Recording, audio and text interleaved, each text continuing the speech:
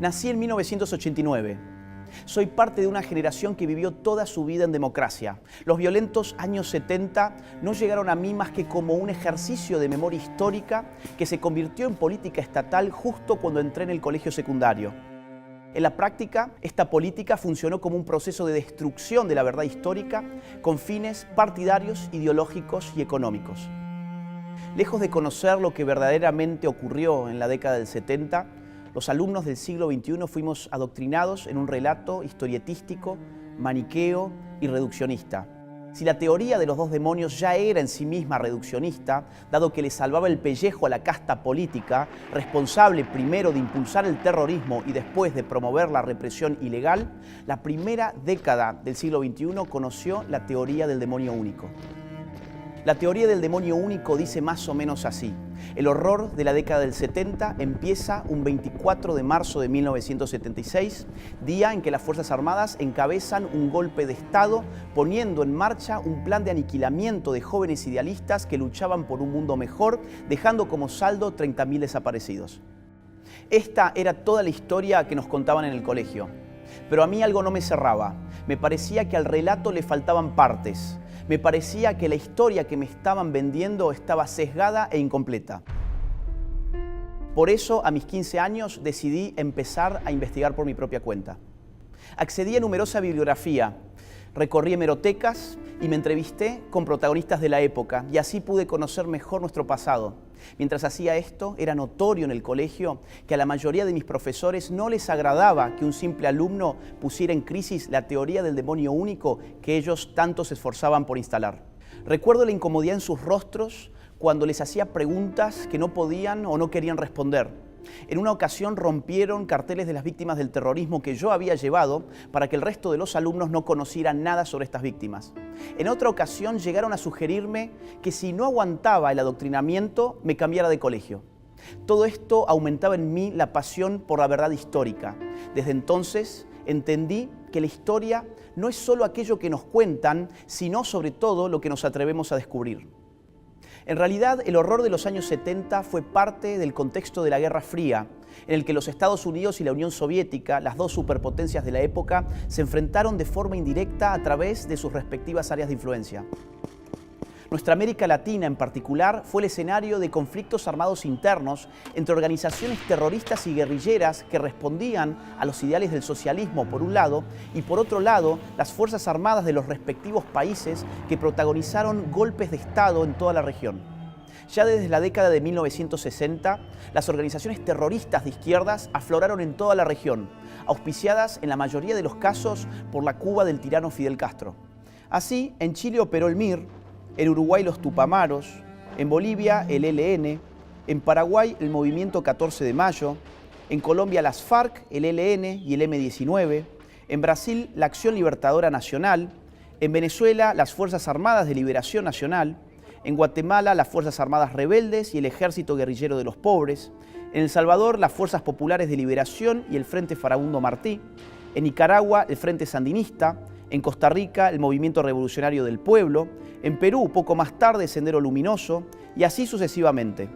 En lo que respecta a la Argentina, las organizaciones terroristas de mayor envergadura fueron los Montoneros y el ERP, Ejército Revolucionario del Pueblo. Ambas fueron creadas varios años antes de 1976 y llevaron adelante los más horrendos crímenes y actos de terrorismo.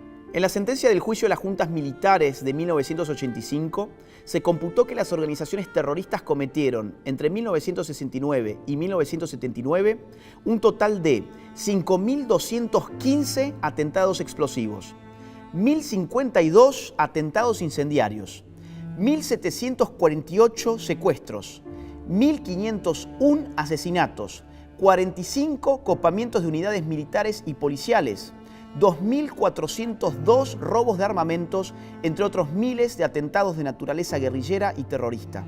En este contexto, en la misma sentencia se calculó que las organizaciones terroristas en su momento de máximo apogeo sumaban alrededor de 25.000 integrantes, de los cuales 15.000 eran combatientes.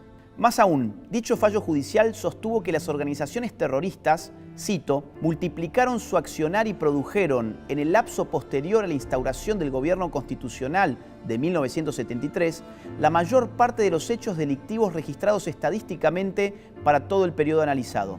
Es decir, las organizaciones terroristas llevaron adelante la mayor parte de sus atentados contra gobiernos democráticamente elegidos.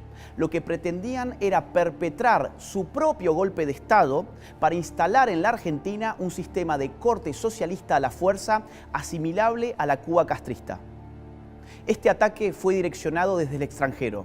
El apoyo cubano a los terroristas no fue solo ideológico, sino también logístico, económico y militar. Tanto Montoneros como el ERP enviaron cuadros a La Habana para recibir entrenamiento en tácticas de combate, sabotaje y guerra de guerrillas. De entre otros muchos, destaca el testimonio de Jorge Massetti, ex guerrillero del ERP, que en un libro autobiográfico contó su experiencia personal en los entrenamientos cubanos. Debía pasar 3 meses en una unidad militar especial. Me entregaron botas, un uniforme verde oliva y ropa interior del mismo color. Me advirtieron que no podría salir en los 3 meses que duraría el curso y que mis movimientos debían limitarse a 50 metros a la redonda del área que me sería asignada. En mi vida había visto tantos fierros juntos, pistolas, revólveres, fusiles, subametralladoras, ametralladoras pesadas, granadas y hasta bazucas y lanzacohetes, más un montón de cajas de municiones. Comenzamos con las clases teóricas: uso táctico, funcionamiento, alcance efectivo, arma y desarme de campaña, balística y otras cuestiones relacionadas con el tema. Para las clases prácticas iba al polígono y disparaba con todo tipo de armamento de infantería. También practicábamos el tiro en movimiento, de defensa y de atentado, a pie y desde un auto, inclusive el tiro con fusil desde una avioneta. Nada de esto se nos ha contado a quienes no vivimos los años 70. Fuimos empujados a ignorar esta parte crucial de nuestra historia simplemente porque no convenía a los mercaderes de la memoria a medias. Y lo que tampoco les convenía era contarnos que, según las mismas organizaciones terroristas, lo que atravesaba a la Argentina en la década del 70 era un verdadero estado de guerra revolucionaria. De esto no cabía la menor duda en el momento en que la historia tenía lugar. Por ejemplo, desde su revista El Combatiente, el líder del ERP, Mario Roberto Santucho, el 16 de octubre de 1974, en pleno gobierno constitucional, decía lo siguiente: en los comienzos de la generalización de la guerra civil, redoblaremos nuestros esfuerzos de organización y militancia revolucionaria. A su vez, en esa misma revista, el 24 de noviembre del mismo año, se publicaba un artículo titulado ¿Por qué estamos en un proceso de guerra?, donde se afirmaba: nuestro partido resolvió crear el ejército revolucionario, es decir, asumir uno de los aspectos de la lucha de clases, el de más alto nivel, la lucha armada, la guerra popular revolucionaria como estrategia de poder. La lucha será larga, sin cuartel, en la que no se puede dar la mínima concesión al enemigo, en la que el problema militar, el aniquilamiento del enemigo por parte de las fuerzas populares, adquiere una importancia fundamental. Como estos, existe otro centenar de ejemplos similares. En este primer mes de gobierno parlamentario no serán olvidados. Su ejemplo alentará y guiará a los miles y miles de revolucionarios que nuestro pueblo destacará a las primeras filas del combate actual por el camino de la guerra revolucionaria hacia el poder obrero y popular. Por su parte, Montoneros hacía lo propio a través de sus órganos de prensa.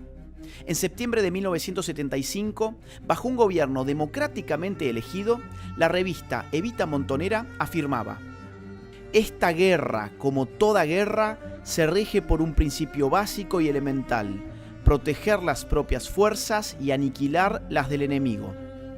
Montoneros siempre se definió como una organización político-militar. Pero emprender la lucha armada implicaba la eventualidad cierta de matar. No había demonios, había una guerra civil. El mismísimo Juan Domingo Perón, en una carta a Montoneros fechada en febrero de 1971, caracteriza como guerra revolucionaria lo que está ocurriendo en la República Argentina. Totalmente de acuerdo en cuanto afirman sobre la guerra revolucionaria. Es el concepto cabal de tal actividad beligerante.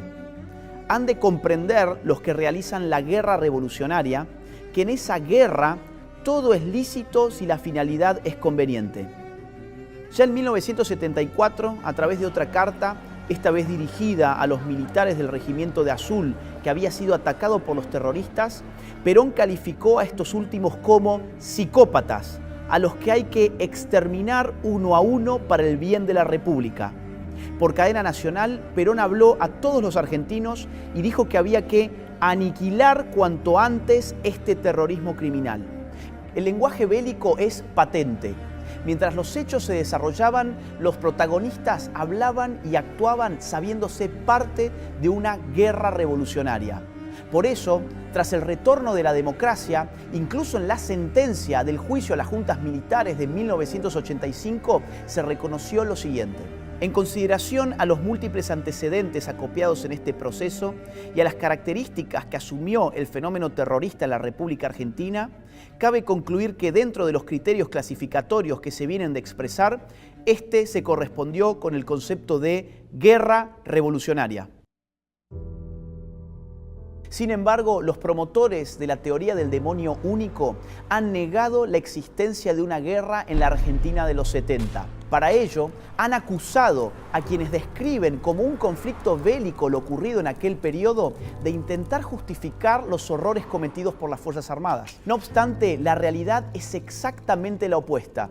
Quienes han negado la guerra revolucionaria lo han hecho con el propósito de borrar de la historia los horrores cometidos por las organizaciones terroristas y para eliminar de la memoria colectiva a sus víctimas. La historia debe contarse completa o se convierte en un instrumento de manipulación política. No hay tal cosa como una verdad a medias. La omisión de lo necesario es tan grave como la afirmación del error. Si borraron de la historia las atrocidades de las organizaciones terroristas, también se encargaron de ocultar el hecho de que los métodos ilegales de represión estatal comenzaron durante el gobierno democrático anterior al 24 de marzo de 1976. En efecto, durante la presidencia de Juan Domingo Perón, se creó y empezó a actuar la AAA, una organización paramilitar vinculada al gobierno que secuestró y asesinó a cerca de 500 personas. Además, en febrero y en octubre de 1975, el gobierno de María Estela Martínez de Perón ordenó, por medio de 2 decretos del Poder Ejecutivo, las operaciones militares y de seguridad que sean necesarias a los efectos de aniquilar el accionar de los elementos subversivos, primero en Tucumán, provincia dominada por el ERP, y luego en todo el país. Por entonces ya era frecuente que los órganos de prensa de los terroristas denunciaran métodos de represión ilegal como la técnica de la desaparición forzada de sus integrantes. Por ejemplo, en su número de marzo de 1975, la revista Evita Montonera daba cuenta de un número indeterminado de secuestrados y desaparecidos. Asimismo, las organizaciones guerrilleras le endilgaban al gobierno la responsabilidad por los asesinatos de la AAA.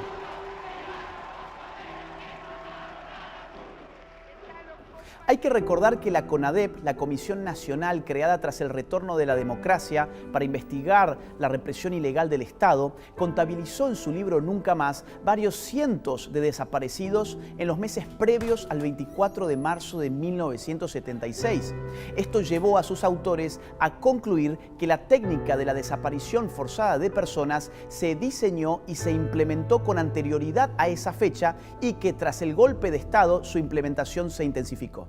Según el anexo más actualizado del Nunca Más, hubo 1.169 desaparecidos entre 1969 y el 24 de marzo de 1976. ¿Por qué borraron de la memoria esos desaparecidos? ¿Tenían acaso menos valor por haber desaparecido antes del 24 de marzo de 1976? Más aún, ¿de quién son responsabilidad esos desaparecidos? ¿A quienes quisieron proteger? Aquellos que nos dijeron que el drama de los 70 había empezado un 24 de marzo de 1976 y que no debíamos mirar hacia atrás de esa fecha. Tras el golpe de Estado del 24 de marzo de 1976, la horrorosa represión ilegal continuó y se intensificó. Las ejecuciones, las torturas, las desapariciones fueron parte de la metodología empleada. Por intereses políticos, ideológicos y económicos, los partidarios de la teoría del demonio único decidieron no ajustarse a los números que surgían de las investigaciones realizadas desde la vuelta de la democracia, sino que se empecinaron con instalar la consigna de los 30.000 desaparecidos. ¿Pero cuál fue el origen de esta consigna? Luis Labraña, el ex guerrillero que confesó públicamente haber inventado la cifra, dijo que lo hicieron porque necesitaban inflar la cantidad de desaparecidos a los fines de conseguir mayores apoyos en Europa. Se determinó un número y alguien dijo 30.000. Fui yo. Pero el negocio del setentismo, propiamente dicho, se inauguró tras el retorno de la democracia. Solo en concepto de indemnizaciones, muchas de ellas de dudosa legitimidad, le hicieron al Estado argentino desembolsar 2.111 millones de dólares hasta el 30 de noviembre del 2015. A esto hay que sumarle los negociados de los autodenominados organismos de los derechos humanos con el Estado, que en realidad funcionaron como estructuras de poder político de los gobiernos de turno. Desde universidades de mentira hasta constructoras fraudulentas de casas que nunca se hicieron, la corrupción afloró por doquier. Estos organismos no solo fueron financiados con recursos del Estado, sino que también sirvieron como usinas de adoctrinamiento y como trampolines políticos para sus dirigentes. Mientras tanto, las víctimas del terrorismo nunca recibieron reparaciones ni reconocimiento alguno. El resultado fue un modelo de impunidad selectiva en el que algunos cobraban millones y los otros ni siquiera tenían derecho a la memoria. Regresando a la cifra de los 30.000 desaparecidos, lo cierto es que jamás surgió de ninguna investigación. En su informe publicado en 1985, la CONADEP contabilizó 8.961 desaparecidos para todo el periodo estudiado. A su vez, el último relevamiento de la Secretaría de Derechos Humanos, realizado en el año 2015 en el marco del Registro Único de Víctimas del Terrorismo de Estado, arribó a un total de 6.348 desaparecidos y 952 ejecutados a la luz pública. Sumados, dan 7.300 casos entre desaparecidos y ejecutados. Siempre me pareció inadmisible que existiendo investigaciones oficiales llevadas adelante y actualizadas bajo gobiernos democráticos, se nos hubiera impuesto una suerte de obligación moral de mentir. Vaya locura, una obligación moral de aferrarnos a la mentira cuando en realidad lo que la historia exige es la verdad. Otra vez nos dijeron que si no repetíamos ni convalidábamos el número 30.000, eso era porque pretendíamos negar los horrores de la represión ilegal. Pero ¿a quién se le ocurrió que 8.961 o 7.300 no eran suficientes para dimensionar la magnitud de la violencia y del desastre? ¿A quién se le ocurrió que no eran suficientes para decir nunca más? ¿A quién se le ocurrió que esos números por sí solos no causaban escozor? La historia debe ser completa y rigurosa. No está bien borrar de un plumazo a las organizaciones terroristas con el fin de instalar la teoría del demonio único. No está bien ocultar la situación de guerra revolucionaria que vivía la Argentina de los años 70. No está bien disimular el hecho de que la represión ilegal y la técnica de desaparición de personas comenzaron antes del 24 de marzo de 1976. No está bien negar a las víctimas cuando son de un lado e inflarlas cuando son del otro. No está bien inventar cifras con propósitos efectistas.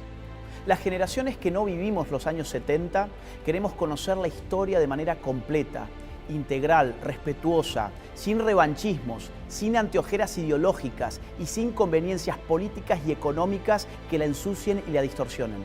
Además, queremos hacerlo en libertad. No aceptamos ninguna clase de censura. No le reconocemos validez a ningún dogma escondido tras la tiranía de la corrección política. Queremos ser libres de conocer nuestra historia. Es la única forma que existe de aprender del pasado y no repetirlo nunca más. Una sociedad que se aferra a la mentira no puede construir un futuro en libertad. Este 24 de marzo rompamos con el relato impuesto y reivindiquemos nuestro derecho a conocer la verdad completa.